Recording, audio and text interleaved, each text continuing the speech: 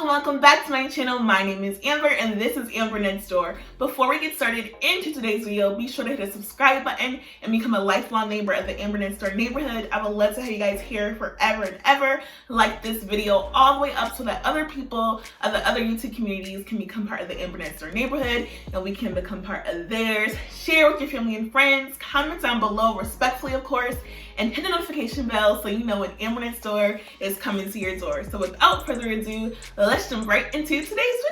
Welcome back, you guys, to another week here at Amber Next Door. It is so good to see your faces here every single Wednesday. Thank you so much for those who are joining us once again and those who are here for the very first time. It means so much to me. Thanks for stopping by. This week, if you have not already read the title or looked at the thumbnail, we are talking about the vagina area of Brazilian waxing and how I maintain that area. I do get waxes now. I did do a video of like going to get a Brazilian wax for like the second time or something like that.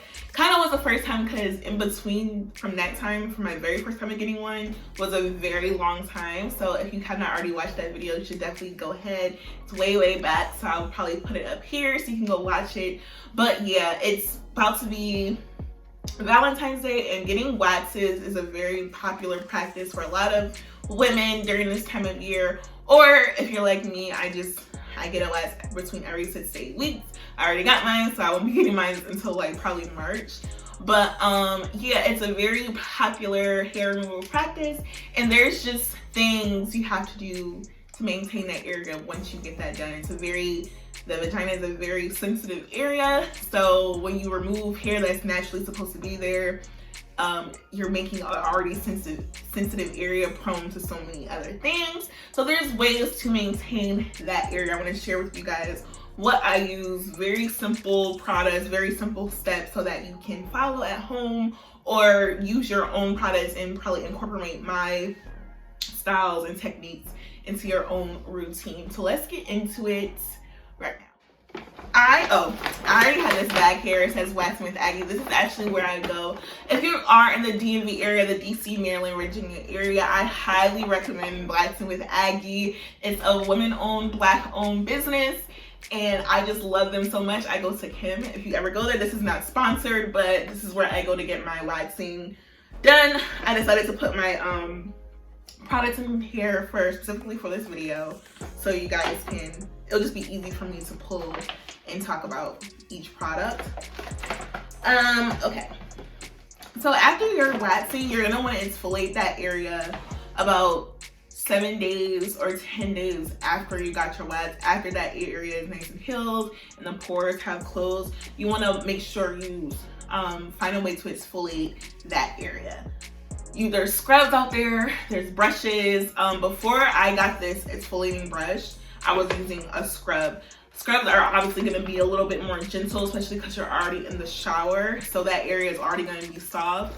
My esthetician recommended doing dry brushing, so that's what I got. I got this brush actually from the shop. You can get these anywhere, like Ulta, Target, Walmart, probably Dollar Tree. I feel like they have these now, a TJ Maxx, something like that. This you want to use on the skin, the outer skin right here. You guys know what I'm talking about, right? Okay. Yeah, you just want to nicely like exfoliate that area just so you can prevent any ingrown hairs and to keep that skin nice and smooth. I can't tell you how many people talk about ingrown hairs when they're shaving, when they're waxing. This is going to help prevent that. It's so important, and you want to do this about 2 to 3 times per week. You know when you're doing too much on your skin will let you know. It'll let you know when it's irritated. So definitely, yes, 2 to 3 times per week when you want to exfoliate. Now also, when I'm done with my shower routine and exfoliating, I also like to moisturize and protect that area. I feel like I mentioned this in one of my videos before, but to moisturize that area, the outer area, not inside, ladies, I think I mentioned before I use coconut oil and a tea tree oil. The tea tree oil is going to be the oil that treats any bacteria or anything like that that could possibly You know, like if you get a bump, if you get any type of irritation down there, that tea tree is gonna help. But tea tree oil is also very potent and strong, so you wanna use like carrier oil, which is what I have here, the coconut oil. You just wanna mix these two together. You can mix it in the palm of your hand, or if you want, you can put it on like a cotton pad like I have here. I've done both. Either way, just make sure your hands are nice and clean and that you moisturize that area. You can moisturize daily because you wanna keep that area, you know, you don't want it to dry out and you want it to stay nice and hydrated like the rest of your body when you get out the shower. I do this once per day, so like my nighttime showers, this is what I do after I shower.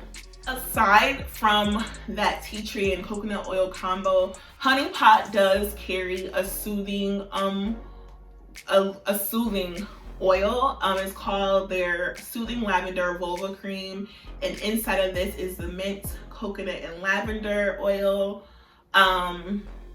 It says to start with a clean vagina and hands, apply a dime size of cream to the vulva, the external area of your vagina. Most of this stuff you're going to be putting on the outside. You never ever want to go inside your vagina unless it's your gynecologist or it's a tampon or it's something that's supposed to go inside. So this is also another nice oil that you can possibly use when you want to hydrate that area. So I recommend both. Both are natural products. I love Honey Pot. You guys know I mentioned their products multiple times on my channel, so definitely if you can, either one. I think the coconut oil and the tea tree is probably more cost efficient, but either way, a little goes a long way with either of them. So in terms of regular hygiene maintenance for the area, especially after a wax and keeping the area clean, it's important to use a soap that you feel is best for you. Obviously, the vagina is self-cleansing, but we're talking about the outer area and all that good stuff. So I'm gonna show you guys the products I use. I also mentioned before on my channel so many different things. I usually have my Honey Pot feminine wash here. I ran out. But I also like to keep the Dr. Bronner's soap on hand. This is the Baby Unscented Pure Castle soap. Just a little bit in your hands. I use my hands when it's not that time of the month to wash that area. Or you can use the Walmart Equate brand of their feminine wash. Either one works amazing. When it is that time of the month, I do have a separate washcloth and I use the same products for that area just to stay super clean. You really don't want to use anything with harsh chemicals in it.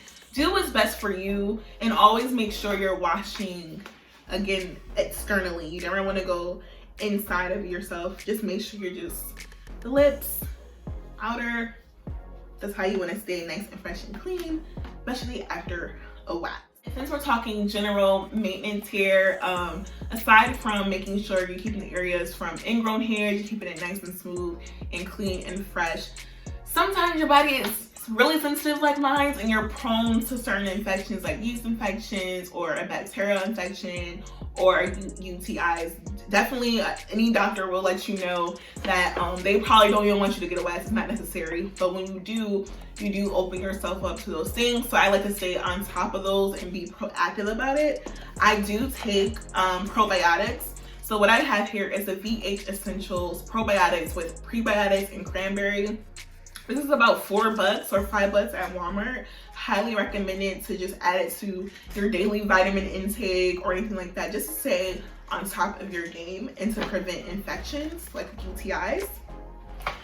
And I also have the PhD boric acid vaginal suppositories. This is the only thing here that is going inside of your vagina.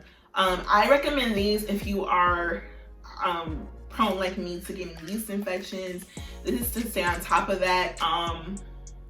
It's for menstruation, intercourse, or exercise, anything that may cause an imbalance to your whole area. These are great for that. So after I get a wax, I usually like the next day I'll put one of these in just to make sure anything that may have caused irritation I won't have to worry about.